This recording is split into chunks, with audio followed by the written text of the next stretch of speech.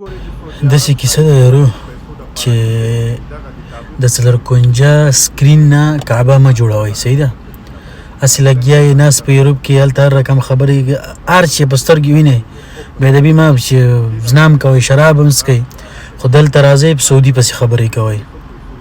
هغه یو متل به درته وکړم پښتنو کې یو متل دی چې د بیزي هره ورځ ښکاري د ګډې یو ورځ ښکاره شوه ټولو خلکو بیزو پسې منډې والې چې او د ګډې هغه ښکاره شوه که نه. اوس هغه کیسه ده ټوله دنیا د فحاشي کوي ګاتڼ دې کوي ګډېږي دې پروګرامونه دې کوي خو سعودي صرف پروګرام جوړ کړي دلته موسم ریاض ورته وایي په دې کې چې پروګرام جوړ کړي تاسو ویډیوګانې پسې کوئ کعبې په هغې راکړئ کښېنئ کعبې په رقم جوړه کعبه د ریاض نه 900 کیلومتره لرې ده. صحیح ده؟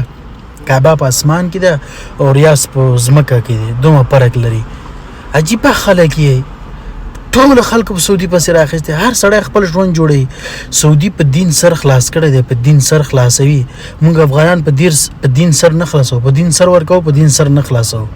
هغه موږ افغانان یو. هر سړی خپل هیواد خپل وطن اقتصاد جوړوي.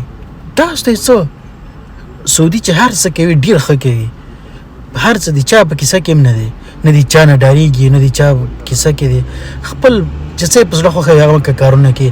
دومره دین اسلام دی ولا که په افغانستان کې ولا که په سعودي کې چې دی کښېنئ لګیا یې خلي